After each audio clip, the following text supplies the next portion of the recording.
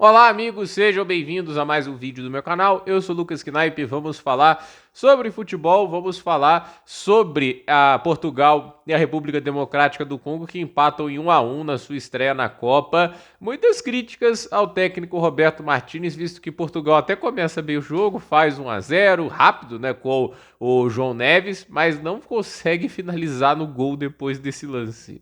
Inclusive o único chute na direção do gol de todo o jogo de Portugal foi esse do João Neves. Não vou dizer que esse foi o único lance de perigo de Portugal do jogo todo também, porque eu exagero, mas não foi uma boa partida de Portugal, leva um empate de uma seleção que, apesar assim, de a gente estar falando da República Democrática do Congo, não confundir com o Congo, que é outro país, né?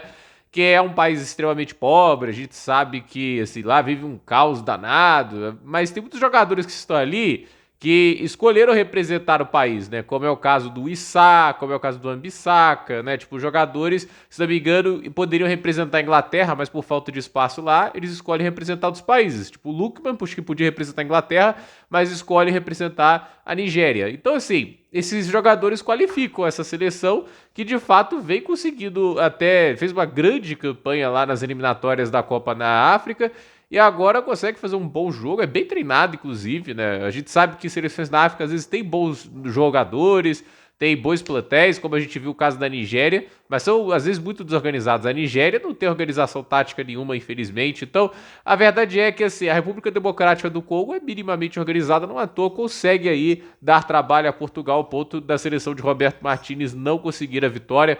Mas eu sou muito contra a ideia do Roberto Martínez da seleção de Portugal, pelo simples motivo de que esse é o cara que queimou a geração de ouro da Bélgica. Lembra daquela Bélgica de 2018? Até podemos puxar para 2014, mas 2018, a Bélgica tinha Dries Mertens, Romelu Lukaku, Kevin De Bruyne, Eden Hazard, todos em momentos iluminados da carreira. Aí você pode puxar também para o meio campo, tinha o Fellaini, aí você tinha também na zaga o Vertonghen, o Vincent Kompany, você tinha o Courtois no gol, e vai subir na lista. A seleção da Bélgica era magnífica.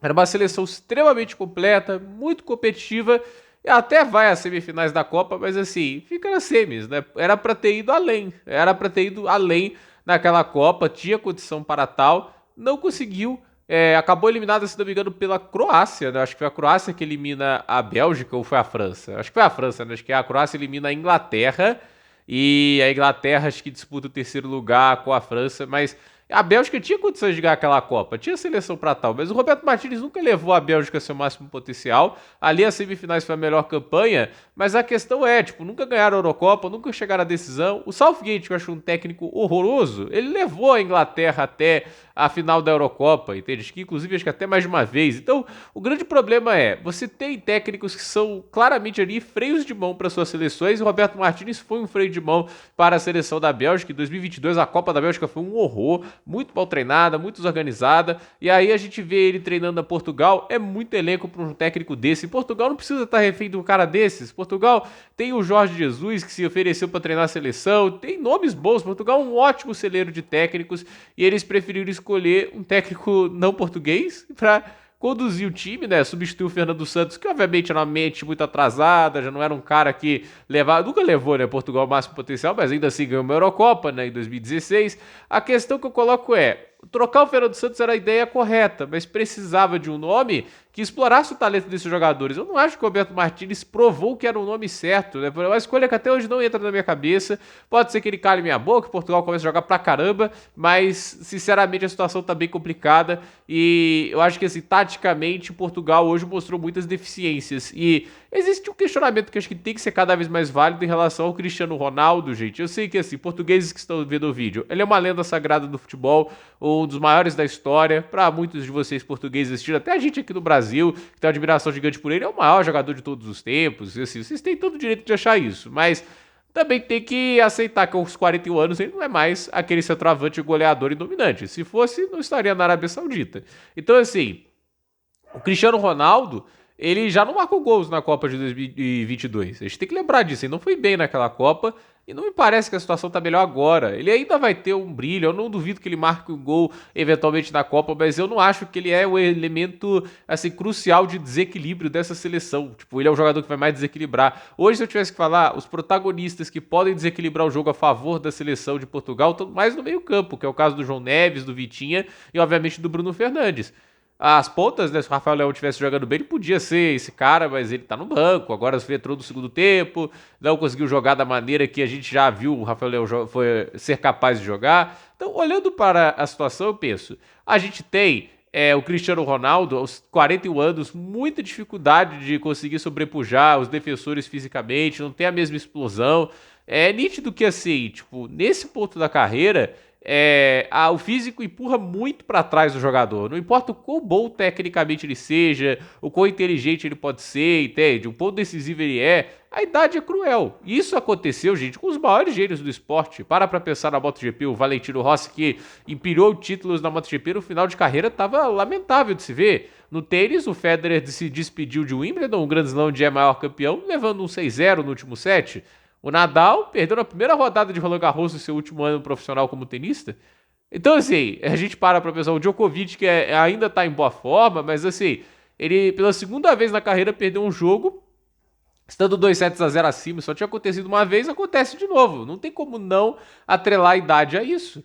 Porque a idade, obviamente, vai frear o atleta, ele não vai ser mais o mesmo. Por melhor e mais dedicado que você seja, o Djokovic é um dos mais dedicados de todos, não tem como você frear o tempo é implacável. O tempo é algo muito cruel com os atletas. O próprio Messi, se a gente parar pra pensar, ele tem 38, ele é uns 3 anos mais jovem do que o Cristiano Ronaldo, mas você vê que ele não corre em campo como antes, ele tem que se movimentar aproveitando espaços, e assim, no ataque ele ajuda pra caramba, isso é inegável, mas na defesa, por exemplo, ele não volta pra marcar a partir de um certo momento do jogo pra se preservar fisicamente.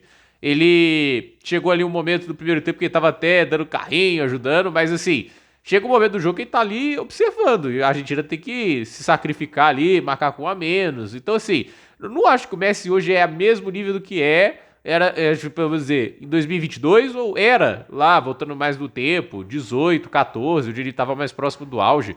Porque, de novo, o tempo é implacável. Essa é a palavra que melhor define. O tempo é implacável.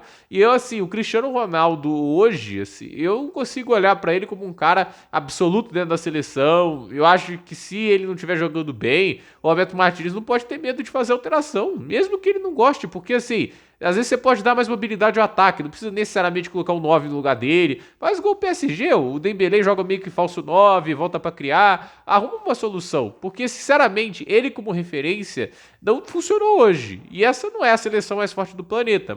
A mais fraca, o Congo a República Democrática do Congo, não vou entrar em contradição com isso do vídeo, que eu fiz aula de geografia que é diferente de Congo e República Democrática do Congo. Mas assim, a questão não é a seleção fraca, a gente viu isso, tem bons nomes. Mas ainda assim, eu espero que o Cristiano Ronaldo, né, no seu auge, pudesse sobrepujar esses jogadores. Mas, como eu disse, não é mais o auge dele. O auge dele já passou. Eu sei que ninguém gosta de ouvir isso, os fãs. Eu fico muito triste quando eu vejo o atleta que eu gosto no final de carreira, não conseguindo jogar mais como antes. Se eu ver o seu herói caído, é horrível. A coisa assim, não tem expressão assim, pior, sensação pior, né? De que o herói seu do esporte não consegue mais, né? Isso aí, que às vezes você demora mais para aceitar do que o próprio atleta, né? Às vezes você fica assim pensando, não, isso não pode acontecer, etc. Mas pra mim, assim, o Cristiano Ronaldo, eu acho que fisicamente era melhor ele entrar no segundo tempo. Ele entra no segundo tempo inteiro, desde o início do jogo e ficando todos os 90 minutos. Eu não sei se é a ideia mais correta. Ele entrando no segundo tempo, como o Klose fez lá em 2014, como o Del Piero fez em 2006, cara, eu acho que seria a melhor ideia. O Del Piero, ele aceitou ser banco, entrou no segundo tempo da semifinal da Copa e decidiu o jogo. Então, assim, tem horas que você tem que entender a realidade da própria situação. Eu não sei se o Cristiano Ronaldo ele tem a ciência desse momento atual de que ele não é mais o mesmo de antes. Mas isso aí é assunto para outro vídeo. De qualquer jeito, 1-1, Portugal sai com apenas um ponto do jogo de hoje. Então, gente, por esse vídeo é isso. Dúvida nos comentários, deixe seu like, se inscreva no canal, compartilhe esse vídeo e até o próximo vídeo.